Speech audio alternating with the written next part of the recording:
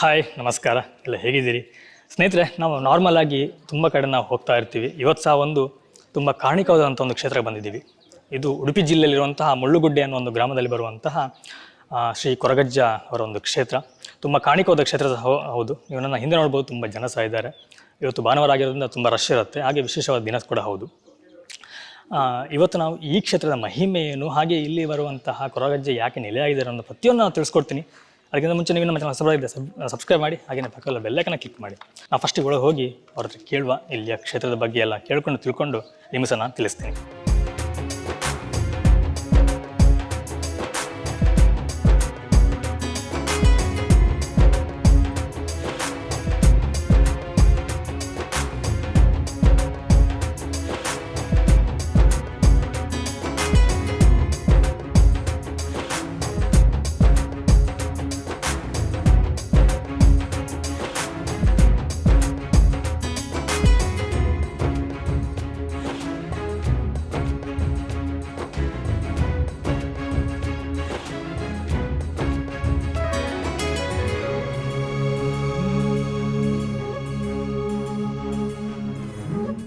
Sir ನಮಸ್ತೆ. ನಮಸ್ತೆ.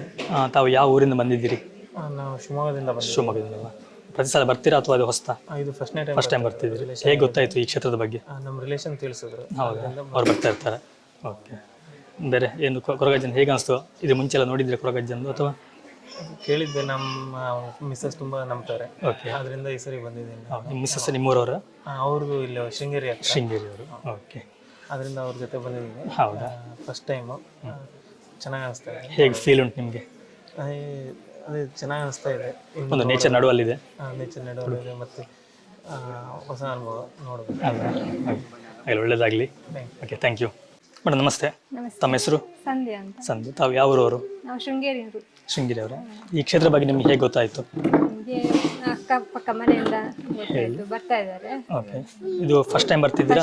ಬರ್ತಾ ಇದ್ದೀರಾ. ಇದ್ರ ಮುಂಚೆ ಕೊರಗಜ್ಜ ಕ್ಷೇತ್ರ ಹೋಗಿದ್ದೀರಾ ಎಲ್ಲಿಯಾದರೂ? ಇಲ್ಲ, ಎಲ್ಲಿ ಫಸ್ಟ್ ಟೈಮ್ ಬರ್ತಿದ್ದೀರಾ? ಹೇಗೆ ಅನಿಸ್ತು? ಚೆನ್ನಾಗಿ ಅನಿಸ್ತು, ಖುಷಿ ಆಯ್ತು. ಅಜ್ಜನ ದರ್ಶನ ಮಾಡಿದ್ರಿ? ಹೌದು, ಅಜ್ಜನ ದರ್ಶನ ಮಾಡಿದ್ರಿ. ಖುಷಿ ಆಯ್ತು. ಖುಷಿ ಆಯ್ತು. ಒಳ್ಳೆ ನೇಚರ್ ನಡುವಲ್ಲೆಲ್ಲ ಇದೆ ಅಲ್ವಾ? ನಿಮ್ಮಲ್ಲಿ ಶೃಂಗೇರಿ ಕಡೆ ಇದೆಯಾ ಕೊರಗಜ್ಜನ ಕ್ಷೇತ್ರ? ಎಲ್ಲಾದ್ರೂ ಇದೆಯಾ? ಎಲ್ಲೂ ಇಲ್ಲ. ಇದು first time. Okay, thank you, ಒಳ್ಳೆಯದಾಗಲಿ. ಸ್ನೇಹಿತರೆ, ಇವತ್ತು ನಮ್ಮ ಜೊತೆ ಈ ಕ್ಷೇತ್ರದಲ್ಲಿರುವಂತಹ ಮುಖ್ಯಸ್ಥರಿದ್ದಾರೆ. ಹಾಗೆ ಅವ್ರ ಹತ್ರ ನಾವು ಫಸ್ಟ್ ಕೇಳುವ ಇಲ್ಲಿ ಬಗ್ಗೆ ಎಲ್ಲ ನಾವು ಸಂಪೂರ್ಣವಾಗಿ ಅವ್ರದನ್ನೇ ಕೇಳ್ಕೊಂಡು ತಿಳ್ಕೊಳ್ಳೋಣ. ನಮಸ್ಕಾರ. ನಮಸ್ತೆ. ನಿಮ್ಮ ಹೆಸರು ಹೇಳ್ಬೋದಾ? ನನ್ನ ಹೆಸರು ಪುನೀತ್ ಅಂತ ಹೇಳಿ. ನಾನು ಈ ಕ್ಷೇತ್ರದ ನನಗೆ ಆ ದೇವರು ಕೊಟ್ಟಂಥ ಒಂದು ಅನುಗ್ರಹದ ಪ್ರಕಾರ ಮಾಡುವಂಥ ಒಂದು ಕೆಲಸದವ. ಧರ್ಮದರ್ಶಿ ಅಂತೇಳಿ ನಾನು ಯಾರಿಗೂ ಹೇಳೋದಿಲ್ಲ, ಯಾಕಂದರೆ ನಾನು ದೇವರ ಎದುರಿಗೆ ಧರ್ಮದರ್ಶಿ ಅಲ್ಲ, ಏನೂ ಅಲ್ಲ. ನಾನೊಂದು ಇಲ್ಲಿ ಕೆಲಸದವ. ದೇವರ ವಿಗ್ರಹಗಳನ್ನೆಲ್ಲ ಅಲಂಕಾರ ಮಾಡಿ ಪೂಜೆ ಮಾಡಿ ಒಂದು ಬಂದಂಥ ಭಕ್ತರಿಗೆ ಒಂದು ಪ್ರಸಾದವನ್ನು ಕೊಡುವಂತ ಹೇಳಿ ಕೊಟ್ಟಂಥ ಒಂದು ಕೆಲಸದವ, ನೌಕರನಾಗಿ ಇಲ್ಲಿ ಕೆಲಸ ಮಾಡುವ. ನನ್ನ ಪ್ರಕಾರ ದೇವರು ದೈವ ಅಂತ ಹೇಳಿದ ಒಂದು ಶಕ್ತಿ ಅಂತ ಹೇಳಿದ್ರೆ ವಿದ್ಯೆ ಅಂತ ಹೇಳಿದ್ರೆ ನಾವು ಅದರಲ್ಲಿ ವಿದ್ಯೆಯಲ್ಲಿ ನಾವು ಅನೇಕ ತರದ ವಿದ್ಯೆ ಬರ್ತದೆ. ಈಗ ಶಾಸ್ತ್ರ ಪ್ರಕಾರ ಅದರಲ್ಲಿ ವಿಚಾರ ಬರ್ತದೆ. ಈಗ ನಾವು ಮಕ್ಕಳ ವಿದ್ಯಾಭ್ಯಾಸ ಅಂತ ಹೇಳಿದ್ರೆ ಗಣಿತ, ಸಮಾಜ ವಿಜ್ಞಾನ ಅದೇ ರೀತಿ ಬರ್ತದೆ. ಅದೇ ರೀತಿಯಲ್ಲಿ ಒಂದು ದೇವರಿಗೆ ಒಂದೊಂದು ಹೆಸರು. ಈಗ ದೈವದ ಮುಖಾಂತರ ಹೇಳಿದಾದ್ರೆ ಮಂತ್ರ ದೇವತೆ ಆಗ್ಲಿ, ಅಜ್ಜ ಆಗ್ಲಿ, ಕೊರಗಜ್ಜ ಅಂತ ಹೇಳ್ತಾರೆ, ಅಜ್ಜ ಅಂತ ಹೇಳ್ತಾರೆ, ನಾಗ ಆಗ್ಲಿ, ಚಾಮುಂಡಿ ಆಗ್ಲಿ, ಗುಳಿಗಾಗ್ಲಿ, ಇಂಥ ಒಂದು 5 ವಿಚಾರ, ಈ 5 ವಿದ್ಯೆ ಅನ್ನುವಂಥದ್ದು ಇಲ್ಲಿ ನಮ್ಮ ಜಾಗದಲ್ಲಿ ಇದೆ. ಅದರ ಪ್ರಕಾರ ಈ ವಿದ್ಯೆಯಲ್ಲಿ ನಾವು ಚಾಕರಿ ವರ್ಗದವರು ಏನಿದ್ದಾರೆ, ನಾವು ಒಂದು ಗುರುಸ್ಥಾನದಲ್ಲಿ ಇದ್ದ ಹಾಗೆ. ಗುರುಗಳು ಹೇಗೆ ವಿದ್ಯಾಭ್ಯಾಸ ಕಲಿಸ್ತಾರೆ, ಗುರುಗಳು ಆ ವಿದ್ಯಾನ ಹೇಗೆ ದೇವರಂದ್ರೆ ಹೀಗೆ ಅಂತೇಳಿ ನಾವು ಆ ಒಂದು ಶಿಷ್ಯ ಅಂತ ಹೇಳಿ ಬರ್ತಾರೆ, ಅವರಿಗೆ ನಾವು ಹೇಳ್ಕೊಡ್ತೇವೆ. ಅದರ ಪ್ರಕಾರ ಆ ದೇವರ ಸಾನ್ನಿಧ್ಯ, ಆ ದೇವರ ನಂಬಿಕೆ ಇರ್ತದೆ. ಅದನ್ನು ನಾನು ಈ ಸ್ಥಾನದಲ್ಲಿ ಹೇಳುವುದು ಏನಂತ ಹೇಳಿದ್ರೆ, ಅಜ್ಜ ಬಂದದ್ದು ಈಗ ಹೆಚ್ಚಿನ ಕಡೆಯಲ್ಲಿ ಅಜ್ಜನ ಪ್ರಸಾದ ಅಂತ ಹೇಳಿದ್ರೆ ನಾವು ಅದನ್ನ ಲಿಕ್ಕರನ್ನ ಪ್ರಸಾದ ಅಂತ ಕೊಡ್ತೇವೆ. ಅದು ನನ್ನ ಪ್ರಕಾರ ಅವರು ತಪ್ಪಂತ ನಾನು ಹೇಳುದಿಲ್ಲ. ಅವರವರ ಭಕ್ತಿ ಪ್ರಕಾರ, ಅವರವರ ದೀಕ್ಷೆಯ ಪ್ರಕಾರ, ಗುರು ಪಾಠ್ಯದ ಪ್ರಕಾರ ಅವರವರ ಕ್ರಮ ಮಾಡ್ತಾರೆ. ನಾನು ಕ್ವಾರ್ಟರ್ ಏನ್ ಕೊಡ್ತಾರೆ ಅದನ್ನ ನಾನಿಲ್ಲಿ ಪ್ರಸಾದ ಅಂತ ಕೊಡುದಿಲ್ಲ. ನನ್ನ ಪ್ರಕಾರ ಅದು ವಿಷ. ಯಾಕೆ ಹೇಳ್ತೇನೆ ಅಂತ ಹೇಳಿದ್ರೆ, ನೀಲಕಂಠ ಆದದ್ದು ವಿಷವನ್ನು ಕುಡಿದು ನೀಲಕಂಠ ಆದ. ಈಶ್ವರ ಶಿವನ ಸ್ವರೂಪವೇ ನಮ್ಮ ಕೊರಗಜ್ಜ.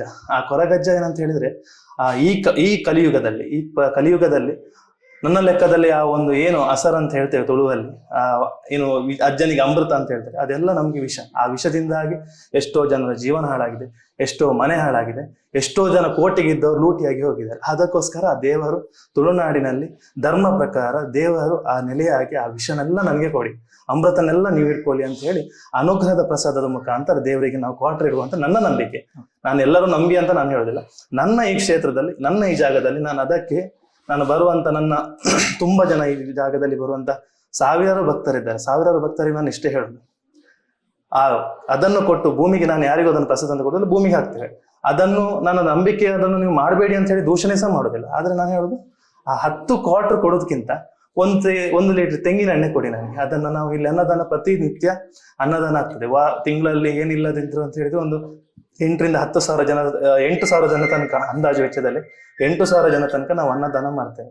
ತರಕಾರಿಯ ಅಥವಾ ಎಣ್ಣೆಯ ಅಥವಾ ದಿನಸಿ ತಂದು ಕೊಟ್ಟೆ ನಮ್ಗೆ ಒಂದು ಕ್ಷೇತ್ರದಲ್ಲಿ ಅದನ್ನು ಅಭಿವೃದ್ಧಿ ಮಾಡ್ಬೋದು ಅಂತ ಹೇಳಿ ಲೆಕ್ಕಾಚಾರದಲ್ಲಿ ನಾವು ಮಾಡ್ತಾ ಹೋಗ್ತಿದ್ದೇವೆ.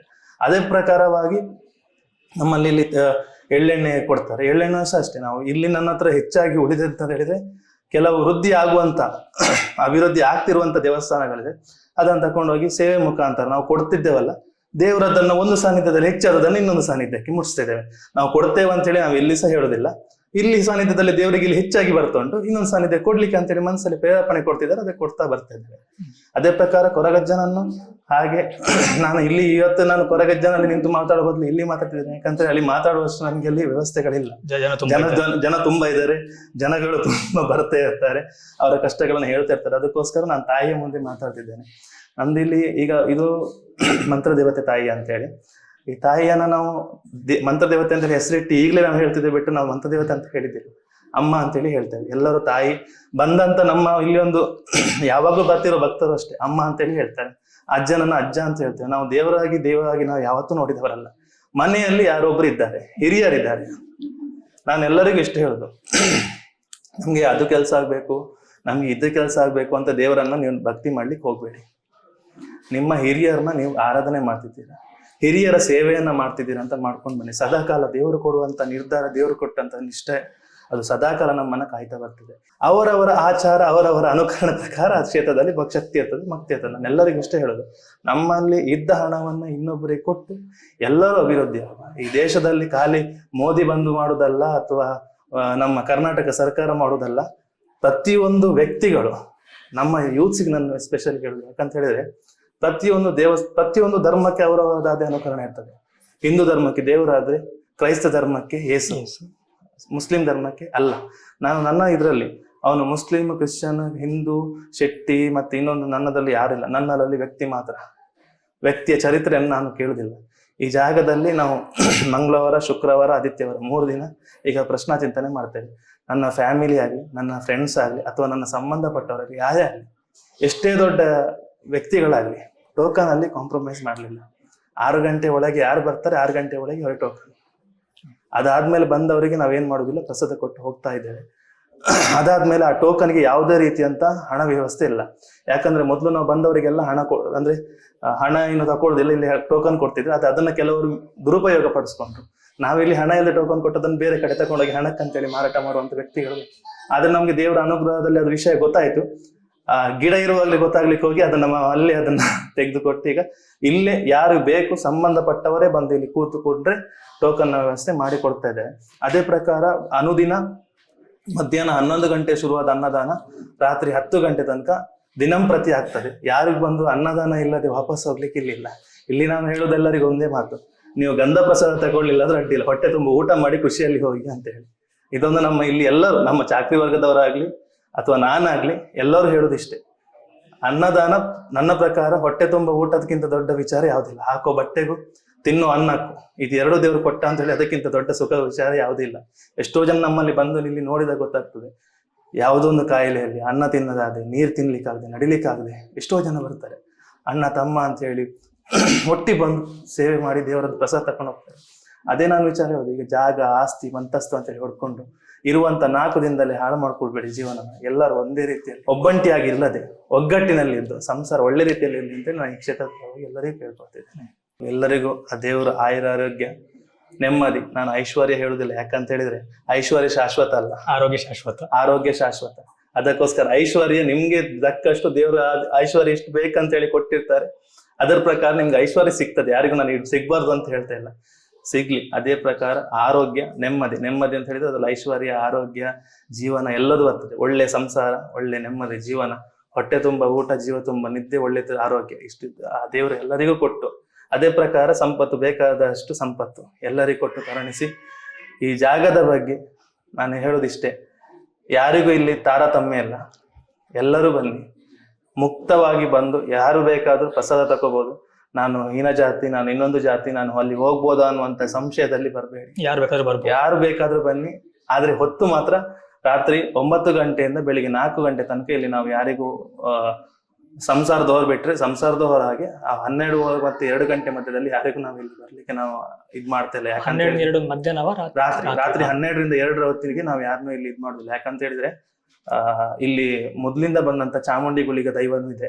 ಆ ಗುಳಿಗನ ಸವಾರಿ ಆಗ್ತದೆ ಅನ್ನುವಂತ ನಾವು ಪ್ರತೀತಿ, ನಂಬಿಕೆ ಹಾಗೂ ನಮ್ಗೆ ಪ್ರಶ್ನಾ ಚಿಂತನೆಯಲ್ಲಿ ತೋರಿ ಬಂದದಕ್ಕೋಸ್ಕರ ನಾವು 12ರಿಂದ ಬೆಳಿಗ್ಗೆ 4 ಗಂಟೆ ತನಕ ಯಾರನ್ನೂ ಇಲ್ಲಿ ಮುಕ್ತವಾಗಿ ಯಾರನ್ನೂ ನಾವು ಬಿಡುದಿಲ್ಲ ಒಳಗೆ, ಅಂದ್ರೆ ಈ ಅಂಗಣದ ಒಳಗೆ. ಅದೊಂದು ನಾವು ಬರುವವರು ಯೋಚನೆ ಮಾಡಿ ಬರ್ಬೇಕಾಗ್ತದೆ. ಮತ್ತೆ 4 ಗಂಟೆಯಿಂದ 6 ಗಂಟೆ, 4 ಗಂಟೆಯಿಂದ ಬಂದು ಕುರ್ಚಿ ಇಡ್ತಿರ್ತೇವೆ. ಅವರಿಗೆ ದಿನಕ್ಕೆ 50 ಟೋಕನ್ ಕೊಡ್ತೇವೆ. ಮಂಗಳವಾರ, ಶುಕ್ರವಾರ, ಆದಿತ್ಯವಾರ ಯಾರು ಬೇಗ ಬರ್ತಾರೆ ಅವರಿಗೆ. ಮತ್ತೆ ಇದರಲ್ಲಿ ಯಾವುದೇ ರೀತಿಯ ಇನ್ಫ್ಲುಯೆನ್ಸ್ ಆಗ್ಲಿ, ಹಣಕಾಸಿನ ವಿಚಾರ ಆಗ್ಲಿ ಯಾವುದೇ ಇಲ್ಲ. ಮತ್ತೆ ಬೆಳ್ಳಿ ಕೊಡಿ, ಬಂಗಾರ ಕೊಡಿ ಅಂತ ಕೇಳುವಂತ ವಿಚಾರನೂ ಇಲ್ಲ. ನಿಮ್ಮ ಅನುಕೂಲ ಪ್ರಸಾದ, ನಿಮ್ಮ ಅನುಕೂಲ ತಕ್ಕಂತೆ ನೀವು ಬಂದು ಇಲ್ಲಿ ಸೇವೆ ಮಾಡ್ಕೊಂಡು ಹೋಗ್ಬೋದು. ಈಗ ತುಂಬಾ ದೂರದಿಂದ ಯಾರಾದ್ರೂ ಬರೋದಾದ್ರೆ ಯಾವ ಸಮಯದಲ್ಲಿ ಬರ್ಬೋದು, ಅಥವಾ ಏನಾದ್ರು ವಸತಿ ವ್ಯವಸ್ಥೆ ಇದೆಯಾ? ವಸತಿ ನಿವಾಸ ಅಂತೇಳಿ ನಮ್ಮಲ್ಲಿ ಅಂದ್ರೆ ನಾವು ಹಣ ಅಂತ ಹೇಳಿ ವ್ಯವಸ್ಥೆ ಮಾಡಿದ್ರೆ ನಾವು ವಸತಿ ನಿವಾಸನ ಮಾಡ್ಬೋದಿತ್ತು, ಎಲ್ಲದೂ ಮಾಡ್ಬೋದಿತ್ತು. ಆದ್ರೆ ನೀವು ನೋಡಿದ ಹಾಗೆ ನೀವು ನೋಡಿದಿರ, ಇಲ್ಲಿ ಯಾವುದೇ ರೀತಿಯ ಹಣ ಆಗ್ಲಿ, ಬೋರ್ಡ್ ಆಗ್ಲಿ ಯಾವುದು ಹಾಕ್ಲಿಲ್ಲ ನಾವು. ಹಾಗಾಗ್ಲಿಕ್ಕೆ ಹೋಗಿ ನಮ್ಮ ಹತ್ರ ವ್ಯವಸ್ಥೆಗಳು ಕಮ್ಮಿ ಇದೆ. ಹಾಗಾಗ್ಲಿಕ್ಕೆ ಹೋಗಿ ಇಲ್ಲಿ ಹತ್ರದಲ್ಲಿ ಹೆಬ್ರಿ ಅಂತ ಉಂಟು, ಪೇರೂರು ಅಂತ ಉಂಟು. ನಿಮಗೆ 6 ಕಿಲೋಮೀಟರ್ 7 ಕಿಲೋಮೀಟರ್ ದೂರದಲ್ಲಿ ಲಾಡ್ಜಿಂಗ್ ವ್ಯವಸ್ಥೆಗಳೆಲ್ಲ ಇದೆ. ಅವ್ರು ಮುಂಚಿತ ದಿನದಲ್ಲಿ ಬಂದಲ್ಲಿ ನಿಂತು ಬೆಳಿಗ್ಗೆ 4 ಗಂಟೆ ಒಳಗೆ ಬರೋ ರಿಕ್ಷಾನ ಅಥವಾ ಏನಾದ್ರು ವ್ಯವಸ್ಥೆಗೆ ವಾಹನದ ವ್ಯವಸ್ಥೆ ಇದ್ರೆ 4 ಗಂಟೆ ಬಂದು ಇಲ್ಲಿ ಕೂತ್ಕೋಬಹುದು. ಅದಕ್ಕೋಸ್ಕರ ಮಾಡಿದ್ದು. ಊರಿನವರಾಗ್ಲಿ ಪರ ಊರಿನಲ್ಲ, ಎಲ್ಲರೂ ನಮ್ಮವರೇ, ಭೇದ ಭಾವ ಇಲ್ಲ. ಅವ್ರು ಹೊರಗಿನವರು, ಇವ್ರು ಒಳಗಿನವರು, ಇಲ್ಲಿ ಊರಿನವರು, ಇವರು ಘಟ್ಟದವರು, ಇವರು ಸಮುದ್ರದವರು ಅಂತೇಳಿ ಇಲ್ಲಿ ವ್ಯತ್ಯಾಸ ಇಲ್ಲ. ಎಲ್ಲರಿಗೂ ಸಂಸಾರ ಆಗ್ಲಿ, ಎಲ್ಲರೂ ಇದೊಂದು ಕುಟುಂಬದ ಮನೆ ಇದ್ದಾಗೆ ಎಲ್ಲರೂ ಸಂಸಾರದವರು, ಯಾರನ್ನು ಇಲ್ಲಿ ತಾರತಮ್ಯ ಇಲ್ಲ. ಯಾರಿಗೆ ಬೇಕಾದ್ರೂ 4 ಗಂಟೆಗೆ ಬಂದು ಕುರ್ಚಿ ಇಟ್ಟಿರ್ತೇವೆ. 4ರಿಂದ 6 ಗಂಟೆ ತನಕ ಕೂತ್ಕೋಬಹುದು. ಅವರಿಗೆ 6 ಗಂಟೆಗೆ ನಮ್ಮ ಇಲ್ಲಿ ವರ್ಗದವ್ರು ಬಂದು ಅದಕ್ಕೆ ಬೇಕಾಗಿದೆ ಅಂತ 50 ಟೋಕನ್ ಕೊಡ್ತಾರೆ. 50 ಟೋಕನ್ ಯಾರು ಈಶ್ವರು ಬರ್ತಾರೆ ಅವರಿಗೆ ಪ್ರಸಾದ ಪ್ರಕಾರ ಪ್ರಸಾದ ಅನುದಿನ ಇರ್ತದೆ. ಪ್ರಸಾದ ಯಾವತ್ತೂ ಇಲ್ಲ ಅಂತ ಹೇಳಿ, ಬೆಳಿಗ್ಗೆ 10 ಗಂಟೆಗೆ ಪೂಜೆ ಆಗ್ತದೆ, ರಾತ್ರಿ 7 ಗಂಟೆಗೆ ಪೂಜೆ ಆಗ್ತದೆ. ಅನುದಿನ ಪ್ರಸಾದ ಸಿಗ್ತದೆ. ಆದ್ರೆ ಹೇಳಲಿಕ್ಕೆ ಕೇಳಬೇಕಾದ್ರೆ ಮಂಗಳವಾರ, ಶುಕ್ರವಾರ, ಆದಿತ್ಯವಾರ ಅನ್ನದಾನ ದಿನಂಪ್ರತಿ ಇರ್ತದೆ. ಅನ್ನದಾನ 11 ಗಂಟೆಗೆ ಶುರುವಾಗ್ತದೆ, ರಾತ್ರಿ 10 ಗಂಟೆ ತನಕ ದಿನಂಪ್ರತಿ ಅನ್ನದಾನ ಇದೆ. ಅದು ಯಾರಿಗೂ ಅದರಲ್ಲಿ ಮೌಲ್ಯ ಕೊಡ್ಬೇಕು ಅದೇನಿಲ್ಲ. ನಮ್ಮ ದೇವರು ಕೊಟ್ಟಂತ ಅನುಗ್ರಹದಲ್ಲಿ ನಾವು ಅದನ್ನ ಆಡಂಬರ ಅಲ್ಲದಿದ್ರು ಒಳ್ಳೆ ರೀತಿಯಲ್ಲಿ ಹೊಟ್ಟೆ ತುಂಬುವ ಹಾಗೆ ಅನ್ನದಾನ ಮಾಡಿಸ್ತಾ ಇದ್ದೇವೆ. ಹಾಗಾದ್ರೆ ಭಕ್ತಾದಿಗಳು ಬಂದ್ರೆ ವರ್ಷದ 365 ಯಾವತ್ತು ಸಹ ಬರ್ಬೋದು, ಯಾವತ್ತೂ ಸಹ ಬರ್ಬೋದು. ವಿಶೇಷವಾದ ದಿನ ಅಂತ ಏನಾದ್ರು ಇದೆಯಾ? ವಿಶೇಷ ಅಂತ ಹೇಳಿದ್ರೆ 17ನೇ ತಾರೀಕು ಅಗಿಲ ಸೇವೆ ಅಂತ ನಡೀತದೆ. ಹರಕೆ ಯಾರಾದ್ರು ಮಾಡ್ಕೊಂಡಿದ್ರೆ 17ನೇ ತಾರೀಕು ನಾವು ಪ್ರತಿ ತಿಂಗಳ 17ನೇ ತಾರೀಕು ನಾವು ಪ್ರತಿ ತಿಂಗಳು 17ನೇ ತಾರೀಕು ಅಗಿಲ ಸೇವೆ ಅಂತ ನಡೀತದೆ. ಅದಕ್ಕೊಂದು ಎಲ್ಲರೂ ವಿಶೇಷವಾದ ದಿನ ಅದು. ಆ ದಿವಸ ಇದೆ ಇರ್ತದೆ. ಅದಾದ್ಮೇಲೆ ಯಾರದು ಹರಕೆ ಕೋಲವ ಅಥವಾ ಅವರಾಗಿ ಹೇಳಿಕೊಂಡ್ರೆ ಮಾತ್ರ, ನಾವಾಗಿ ಯಾರನ್ನು ಕೇಳೋದಿಲ್ಲ ಕೊಡಿ ಅಂತ ಹೇಳಿ. ಅವರಾಗಿ ಮನಸ್ಸು ಮಾಡಿ ನಮಗೆ ಕೊಡ್ಬೇಕಂತ ಹೇಳಿ ಇಚ್ಛಾನುಸಾರ ಬಂತ ಅಂತ ಹೇಳಿದ್ರೆ ಅದಕ್ಕೆ ಎಷ್ಟು ಆಗ್ತದೆ ಅದು ರುಯಾತಾರ ಅವರಿಂದ ಅವರಿಗೆ ಯಾರು ಬರ್ತಾರೆ ಅಂದ್ರೆ ನರ್ತಕರು ಬರ್ತಾರೆ, ವಾದ್ಯದವರು ಬರ್ತಾರೆ, ಶಾಮ್ಯನವರು, ಅವರ ಯಾರು ಹಣ ಕೊಡ್ತಾರೆ ಅವರಿಗೆ ನಾವು ಡೈರೆಕ್ಟ್ ನಮ್ಮ ಕ್ಷೇತ್ರದ ರೀತಿಯಿಂದ ಅವ್ರು ಕೊಟ್ಟೆ ನಾವು ತಕೊಳ್ತೇವೆ ಬಿಟ್ಟು ನಮ್ಮ ಹಣಕ್ಕೆ ನಾವೇನು ಕೇಳೋದಿಲ್ಲ. ಅವರಿಗೆ ಯಾರು ಈಗ ಕೋಲ ಕಟ್ಲಿಕ್ಕೆ ಹಾಗೆ ಅದಕ್ಕಾದಂತ ವ್ಯವಸ್ಥೆಗಳಿರ್ತವೆ. ಅವರಿಗೆ ಯಾರು ಈಗ ಕೋಲ ಸೇವೆ ಕೊಡುವವರಿದ್ದಾರೆ ಅವ್ರಿಗೆ ಡೈರೆಕ್ಟ್ ನಾವು ಅದನ್ನ ಮಾತಾಡಿ ಕೊಡ್ತೀವಿ. ಇಷ್ಟು ನೀವು ಕೊಡೋದಾದ್ರೆ ಕೊಡಿ ಅಂದ್ರೆ ಅವರ ಪ್ರಕಾರ ಕ್ಷೇತ್ರಕ್ಕೆ ನಾವು ಅವ್ರ ಇಚ್ಛಾನುಸಾರ ಆದ್ಮೇಲೆ ಕೊಟ್ಟರೆ ನಾವು ತಕೊಳ್ತೇವೆ. ಯಾಕಂದ್ರೆ ನಮ್ಮಲ್ಲಿ ಸಹ ಅಭಿವೃದ್ಧಿ ಆಗ್ತಾ ಉಂಟು. ಯಾಕಂದ್ರೆ ದಿನಕ್ಕೆ ಈಗ ಮಂಗಳವಾರ, ಶುಕ್ರವಾರ 1,000 ಜನ ಮೇಲ್ಪಟ್ಟು ಊಟ ಮಾಡ್ತಾರೆ. ಮತ್ತೆ ಬಾಕಿ ದಿನ 300ರಿಂದ 350 ಜನ ಊಟ ಮಾಡ್ತಾರೆ. ಇದಕ್ಕೆಲ್ಲದಕ್ಕೂ ನಮ್ಗೆ ಧನ ಸಹಾಯ ಬೇಕೇ ಬೇಕಾಗ್ತದೆ. ಅದಕ್ಕೆ ಕೆಲವು ಹೆಚ್ಚಿನವರು ಕೊಡ್ತಾ ಇದ್ದಾರೆ, ನಾವು ಕೊಡುದಿಲ್ಲ ಅಂತ ಹೇಳ್ತಿಲ್ಲ. ಅವರವರ ಅನುಕೂಲಕ್ಕೆ ತಕ್ಕಂತೆ ಅಕ್ಕಿ, ಬೇಳೆ, ತೆಂಗಿನಕಾಯಿ ಇದನ್ನೆಲ್ಲ ತಂದು ದವಸ ಧಾನ್ಯಗಳನ್ನು ಕೊಡ್ತಾ ಇದ್ದಾರೆ. ಅದೇ ಪ್ರಕಾರ ನಮ್ಮ ಇಲ್ಲಿ ನಾವು ಕಾಣಿಕೆ ಏನು ಹುಂಡಿ ಬೀಳ್ತದೆ ಅದ್ರ ಪ್ರಕಾರ ನಾವು ಅದನ್ನ ವ್ಯವಸ್ಥೆಗಳನ್ನು ಮಾಡ್ಕೊಂಡು ಹೋಗ್ತಾ ಇದ್ದೇವೆ. ಕೊರಗಜ್ಜನ ಒಂದು ವಿಶೇಷ ಸೇವೆ ಅಂತಂದ್ರೆ ಅಗೆಲ್ ಸೇವೆ. ಅಗೆಲ್ ಸೇವೆ, ಮಂತ್ರ ದೇವತೆಗೂ ಅಗೆಲ್ ಸೇವೆ, ಚಾಮುಂಡಿ ಗುಳಿಗನಿಗೆ ಪನಿಯಾರ ಸೇವೆ ಅಂತ ಮಾಡ್ತೇವೆ. ಆಮೇಲೆ ಮೂಡಿ ಬಂದ ನಾಗ ಇದೆ, ಆ ನಾಗನಿಗೆ ಈಗ ನಾವು ವ್ಯವಸ್ಥೆಗಳು ಮಾಡ್ಲಿಲ್ಲ, ಯಾಕಂತ ಹೇಳಿದ್ರೆ ಅದಕ್ಕೆ ಬೇಕಾಗಿರುವಂತ ಕಟ್ಟುನಿಟ್ಟುಗಳೆಲ್ಲ ವ್ಯವಸ್ಥೆ ಉಂಟು. ಅದಕ್ಕೋಸ್ಕರ ಅದಕ್ಕೆ ಒಂದು ಹೊತ್ತು ಬಂದಾಗ, ಸಂದರ್ಭ ಬಂದಾಗ ಅದಕ್ಕೆ ನಾವು ತೀರ್ಮಾನ ಮಾಡ್ಕೊಳ್ತೇವೆ. ಹೌದು. ಈಗ ಅಜ್ಜನೆ ಯಾರು ಅಗೆಲ ಸೇವೆ ಅಂತ ಹೇಳ್ಕೊಂಡ್ರೆ ಅವ್ರು ಬರುವಾಗ ಏನೋ ತರಬೇಕಾಗ್ತಾ ಅಥವಾ ಹೇಗೆ ಇಲ್ಲ, ವ್ಯವಸ್ಥೆ? ಅವರಿಗೆ ನಾವು ಒಂದು ಮೌಲ್ಯ ಇಟ್ಟಿದ್ದೇವೆ. ಆ ಮೌಲ್ಯದ ಪ್ರಕಾರ ಅವರು ನಮ್ಮ ಇಲ್ಲಿ, ನಾನು ಇದ್ರಲ್ಲಿ ನಿಮ್ಗೆ ನಂಬರ್ ಕೊಟ್ಟಿರ್ತೇನೆ, ಕೊಡಿ. ಆ ಮೌಲ್ಯದ ಪ್ರಕಾರ ಅವ್ರು ನಮ್ಗೆ ಹೇಳಿದ್ರೆ ಮಾತ್ರ ಆದಷ್ಟು ಅವರಾಗೆ ಬಂದು ಬಡಿಸಿದ್ರೆ ಒಳ್ಳೇದು. ನಾವೊಂದು ಮೌಲ್ಯದ ಪ್ರಕಾರ ಅವ್ರು ಬಂದದಕ್ಕೆ ಕೋಳಿ ಪದಾರ್ಥ, ಮೀನ್ ಪದಾರ್ಥ, ಆಮೇಲೆ ತರಕಾರಿದೊಂದು ಇದು, ಆಮೇಲೆ ಇದು ಬಸಳೆದು ಮೊಟ್ಟೆ, ಆಮೇಲೆ ಚಕ್ಲಿ, ಬೀಡ, ಇಂಥದ್ದೆಲ್ಲ ವ್ಯವಸ್ಥೆಗಳನ್ನು ಮಾಡಿರ್ತೇವೆ. ಅವ್ರು ಬಂದು ಅದನ್ನು ಬಡಿಸಿ, ಆಮೇಲೆ ಅವರೊಟ್ಟಿಗೆ ಎಷ್ಟೇ ಜನ ಬರ್ಲಿ ಅದು ನಮ್ಗೆ ಲೆಕ್ಕಕ್ಕಿಲ್ಲ, ಎಲ್ಲರೂ ಊಟ ಮಾಡಿ ಹೋಗ್ಬೇಕು. ಬಂದವರಿಗೆ ಎಲ್ಲರಿಗೂ ಅನ್ನ ಸಾಂಬಾರು, ಕೋಳಿ ಪದಾರ್ಥ, ಮೀನ್ ಪದಾರ್ಥ ಇರ್ತದೆ ಬಂದವರಿಗೆ. ಮತ್ತೆ ಬ್ರಾಹ್ಮಣ ಕುಲದವರು ಮತ್ತೆ ಅಂದ್ರೆ ಮಾಂಸಾಹಾರ ಮಾಡದಿದ್ದವರಿಗೆ ವೆಜ್ ಇದೆ ಇರ್ತದೆ. ಮತ್ತೆ ಪ್ರಸಾದದ ಮುಖಾಂತರ ನಾವು ಎಳ್ನೀರು ಮತ್ತೆ ಹಣ್ಣು ಹಂಪಲು ಕೊಟ್ಟು ಅವರಿಗೆ ವ್ಯವಸ್ಥೆಗಳನ್ನು ಮಾಡ್ತೇವೆ. ಹಾಗೆ. ತುಂಬಾ ಧನ್ಯವಾದಗಳು. ಧನ್ಯವಾದ. ಎಲ್ಲರಿಗೂ ಒಳ್ಳೇದಾಗ್ಲಿ ಅಂತೇಳಿ ಕೊರಗಜ್ಜ ನಾನು ಸಹ ಆಶಿಸ್ತೀನಿ. ಹಾಗೇನೆ ನೀವು ಸಹ ಒಂದು ಆಶೀರ್ವಾದ ಮಾಡಿ. ದೇವರ ಅನುಗ್ರಹದಲ್ಲಿ ಎಲ್ಲರೂ ಅಭಿವೃದ್ಧಿಯಾಗಿ ಒಳ್ಳೇದಾಗಿ ಸುಖಮುಖ ದಾರಿ ಎಲ್ಲರಿಗೂ ಆ ಮಂತ್ರ ದೇವತೆ ತಾಯಿ, ಹಾಗೆ ಚಾಮುಂಡಿ ಗುಳಿಗ, ಹಾಗೆ ನಾಗದೇವರು, ಹಾಗೆ ನನ್ನ ಇಷ್ಟ ದೈವ ಕೊರಗಜ್ಜ ಎಲ್ಲರಿಗೂ ಸುಖ ಶಾಂತಿ ನೆಮ್ಮದಿಯನ್ನು ಕೊಟ್ಟು ಅನುಗ್ರಹಿಸಲಿ.